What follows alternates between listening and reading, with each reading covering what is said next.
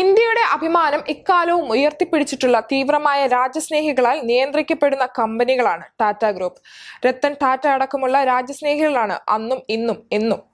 അപ്പോൾ ടാറ്റ ഗ്രൂപ്പ് എന്ന് കേട്ടാൽ നമുക്ക് എല്ലാവർക്കും ഒരു വികാരം തന്നെയാണ്. അവരുടെ ലാഭത്തിന്റെ വലിയൊരു തുക ചാരിറ്റിക്ക് വേണ്ടി മാത്രം ബാക്കി വെക്കുന്ന ഒരു പ്രസ്ഥാനമാണ്.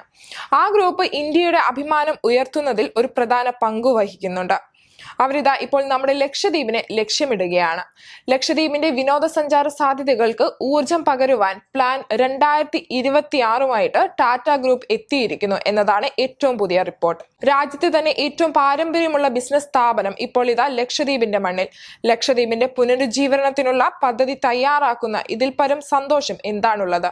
ലക്ഷദ്വീപിലെ പ്രധാന ദ്വീപുകളായ സുഹേലും കക്മത്തിലും ടാറ്റ ഗ്രൂപ്പിന്റെ 2 ആഡംബര റിസോർട്ടുകൾ 2026 തുറക്കപ്പെടും.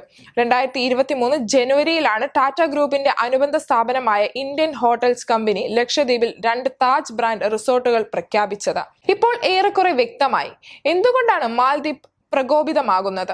അതിന്റെ പ്രധാന കാരണങ്ങളിലൊന്ന് ലക്ഷദ്വീപിനെ ഇന്ത്യ കൂടുതൽ ഡെവലപ്പ് ചെയ്യാനായിട്ട് ശ്രമിക്കുകയാണ്. അതാണ് മാൽദ്വീപിന്റെ ഒട്ടും സഹിക്കാനാവാത്ത ഒരു പക്ഷം. ടാറ്റയെ പോലുള്ള വലിയ ബ്രാൻഡുകൾ അവിടെ റിസോർട്ടുകൾ അല്ലെങ്കിൽ താജ് ബ്രാൻഡ് റിസോർട്ടുകൾ തുടങ്ങുക എന്നത് ഇന്റർനാഷണൽ നിലയിൽ തന്നെ ദ്വീപ് സമൂഹത്തിൽ നൽകുന്ന വാല്യൂ വളരെ വലുതാണ്.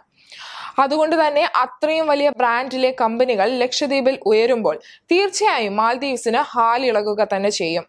സ്വാഭാവികം. കാരണം അവർ ഇന്ത്യയെ അങ്ങനെയാണ് കാണുന്നത്. പക്ഷെ അവർക്ക് ഇങ്ങനെ കാണാമായിരുന്നു മാൽദ്വീപിനെയും ലക്ഷദ്വീപിനെയും ബന്ധിപ്പിക്കുന്ന ടൂറിസ്റ്റ് പദ്ധതികൾ. പക്ഷെ ഇത്തരം സാധ്യതകളെ കുറിച്ച് കാണാത്ത ന്യൂന ചിന്താഗതികളിലേക്ക് ഒതുങ്ങുകയാണ് ഇനി കാണുന്ന സംഭവങ്ങളെല്ലാം ഉണ്ടാകാൻ കാരണം. ഇപ്പോൾ എന്തായാലും ഇന്ത്യൻ ഹോട്ടൽസ് കമ്പനി ലക്ഷദ്വീപിൽ താജ് ബ്രാൻഡ് റിസോർട്ടുകൾ പ്രഖ്യാപിക്കുകയും അതിന്റെ കാര്യങ്ങളുമായി മുന്നോട്ട് പോവുകയുമാണ്. കമ്പനി MDയും CEOയുമായിട്ടുള്ള പുനീത് ചത്വാൾ ധാരണാപത്രത്തിൽ ഒപ്പുവെക്കുകയും ചെയ്തു. 36 ദ്വീപുകളുടെ കൂട്ടായ്മയാണ് ലക്ഷദ്വീപ് എന്ന് പറയുന്നത്.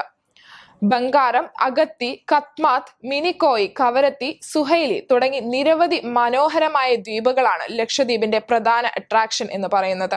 ഇന്ത്യയിലെ ഏറ്റവും മനോഹരമായ ഡൈവിംഗ് സെന്റർ ഉള്ള സ്ഥലമാണ് കത്മത്ത്.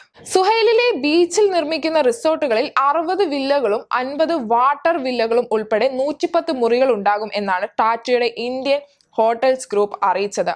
കത്മാത്ത് റിസോർട്ടിൽ 75 ബീച്ച് സൈഡഡ് വില്ലകളും 35 വാട്ടർ വില്ലകളും ഉൾപ്പെടെയുള്ളപ്പോൾ അത്ര വലിയൊരു പ്രോജക്റ്റാണ് ടാറ്റ ഗ്രൂപ്പ് ഒപ്പുവെച്ചിരിക്കുന്നത് എന്നാണ് നമ്മൾ പ്രതീക്ഷിക്കേണ്ടത്. പ്രധാനമന്ത്രി നരേന്ദ്രമോദിയുടെ ലക്ഷദ്വീപ് സന്ദർശനം ഇപ്പോൾ വിവാദമായതിനെ തുടർന്നാണ് പലരും ഈ ഇന്ത്യ ലക്ഷദ്വീപിൽ നടത്തുന്ന ഇൻവെസ്റ്റ്മെന്റിനെ കുറിച്ച് ചിന്തിച്ചു തുടങ്ങിയത്. ആദ്യ ടൈമിൽ നരേന്ദ്രമോദി അധികാരത്തിൽ വന്നപ്പോൾ തന്നെ ലക്ഷദ്വീപിനെ ഡെവലപ്പ് ചെയ്യാനുള്ള പ്ലാനുകൾ രണ്ടാമത്തെ ടൈമിൽ അതായത് 2019 ദ്രുതഗതിയിൽ അത് നടപ്പിലാക്കാനുള്ള ശ്രമം ചെയ്തിരുന്നു. അതിന്റെ ഭാഗമായിട്ടാണ് പ്രധാനമന്ത്രി ലക്ഷദ്വീപിലേക്ക് പോവുകയും ഫോട്ടോകൾ പങ്കുവെക്കുകയും വലിയൊരു പ്രൊമോഷൻ തുടക്കമിടുകയും ചെയ്തത്. ഇന്ത്യയുടെ ഭാഗ്യത്തിന് മാൽദ്വീപ് അതിൽ കയറി പിടിക്കുകയും ചെയ്തു.